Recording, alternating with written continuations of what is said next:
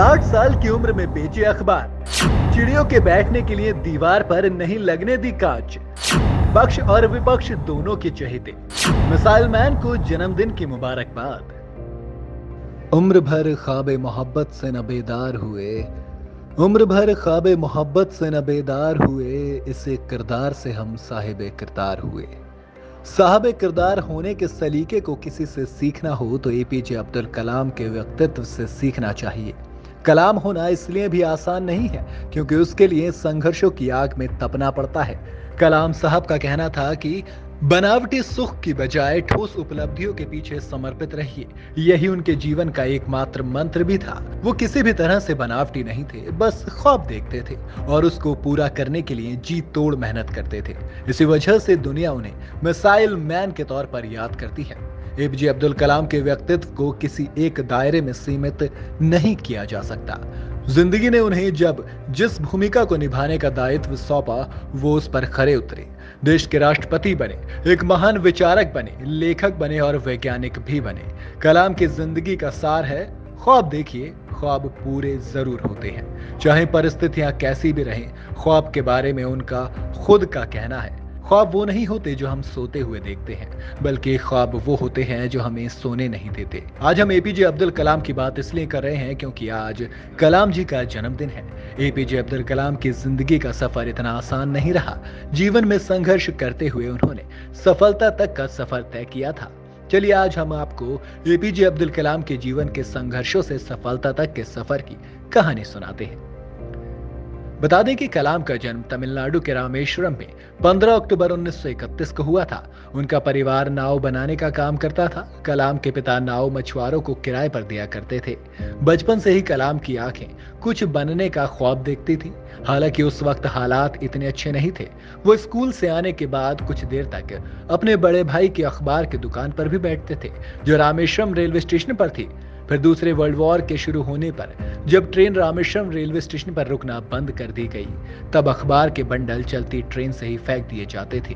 उसके बाद कलाम साहब ने भी अपने भाई के साथ अखबार बेचने का काम शुरू कर दिया। फिर जब उन्होंने अपने पिता से रामेश्वरम से बाहर जाकर पढ़ाई करने की बात कही तो उन्होंने कहा, हमारा प्यार तुम्हें बांधेगा नहीं और न ही हमारी जरूरतें तुम्हें रोकेंगी।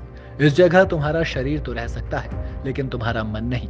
इसके बाद कलाम ने साल 1950 में इंटरमीडिएट की पढ़ाई के लिए त्रिची के सेंट जोसेफ कॉलेज में एडमिशन लिया।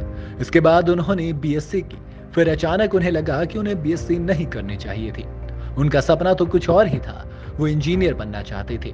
बीएससी करने के बाद उन्होंने ठान लिया कि अब वो किसी भी तरह मद्रास इंस्टीट्यूट ऑफ इंजीनियरिंग में एडमिशन लेकर रहेंगे। कलाम का विश्वास और मेहनत ही थी कि उन्हें एडमिशन मिल गया। उस वक्त एरोनॉटिकल इंजीनियर की फीस 1000 रुपए थी।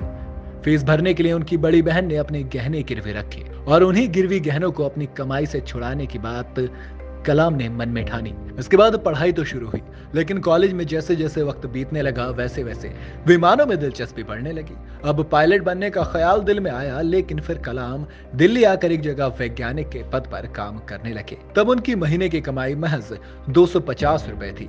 यहाँ वो विमान बनाने का काम करते थे। फिर 3 साल बाद विमानिकी विकास प्रतिष्ठान का केंद्र बेंगलुरु में बनाया गया और उन्हें इस केंद्र में भेज दिया गया। इसके बाद उन्हें स्वदेशी हॉवरक्राफ्ट बनाने की जिम्मेदारी दी गई, जो काफी मुश्किल मानी जाती थी, लेकिन कलाम ने यह भी कर दिखाया। उन्होंने और उनके सहयोगियों ने हॉवरक्राफ्ट में पहली उड़ान भरी। तत्कालीन रक्षा मंत्री कृष्ण मेनन ने कलाम की खूब तारीफ की और कहा कि अब इससे भी शक्तिशाली विमान तैयार करो। फिर कलाम जी ने Indian committee for space research का इंटरव्यू दिया। उनका इंटरव्यू विक्रम साराभाई ने लिया और वो सिलेक्ट हो गए। उनको रॉकेट इंजीनियर के पद पर चुन लिया गया। यहाँ से कलाम के ख्वाबों को पंख मिले। उन्हें नासा भेजा गया। नासा से लौटने के बाद उन्हें जिम्मेदारी मिली भारत के पहले रॉकेट को आसमान तक पहुंचाने की। उन्होंने भी इस जिम्मेदारी को पूरी तरह निभाया।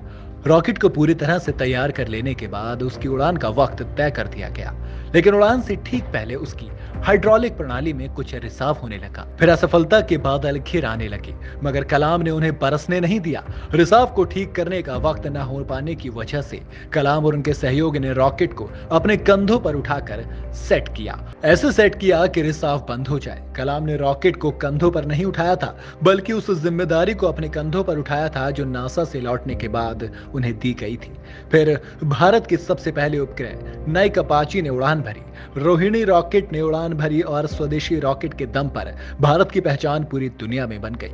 इसके बाद कलाम साहब की भव्यता और भव्य हो गई। दुनिया उन्हें जानने लगी। उन्होंने अपनी मेहनत और साधारण पृष्ठभूमि की सादगी को जीवन भर बनाए रखा। 1999 में केंद्र में एनडीए की सरकार बनी और अटल बिहारी वाजपेयी प्रधानमंत्री बने। हालांकि भाजपा को पूर्ण बहुमत नहीं था, लेकिन सहयोगी दलों के सहयोग से भाजपा केंद्र में सत्ता बनाने में कामयाब रही। 2002 में राष्ट्रपति चुनाव के लिए कई नेताओं पर भाजपा और विपक्ष के नेताओं ने नजर दौड़ानी शुरू कर दी। वाजपेयी और उनके सहयोगी किसी ऐसे उम्मीदवार की तलाश में थे जो एनडीए के माकूल हो और जिसकी व्यापक राजनीतिक स्वीकार्यता भी हो। लंबे वक्त के बाद वाजपेयी की तलाश अब्दुल कलाम का नाम सामने आया। कलाम ऐसे शख्स थे जिनके नाम पर सबकी सहमति बनी। वाजपेयी ने उन्हें फोन पर बधाई दी कि आप देश के अगले राष्ट्रपति बनने जा रहे हैं। फिर क्या था, 70 साल के अब्दुल कलाम देश के 12वें राष्ट्रपति बने। तो ये थी अब्दुल कलाम की कहानी। उनकी सादगी किसी भी बाहरी चमक दमक की मोहताज नहीं थी। उनका व्यवहार ऐसा था कि सभी कायल थे। आपको बता दें कि कलाम ने दुनिया को 27 जुलाई 2015 को अलविदा कह दिया था। वो हिमाचल प्रदेश के आईआईटी में लेक्चर देने के दौरान गिरे और वहां से उन्हें अस्पताल ले जाया गया, जहां डॉक्टर्स ने उन्हें मृत घोषित कर दिया। भले से अब्दुल कलाम आज इस दुनिया में नहीं रहे, लेकिन हम सब के दिलों में वो आज भी मौजूद हैं और हमेशा रहेंगे। एपीजे अब्दुल कलाम के जन्मदिन के मौके पर उनसे जुड़ी कहानी आपको कैसी लगी, मुझे कमेंट में जरूर बताएं।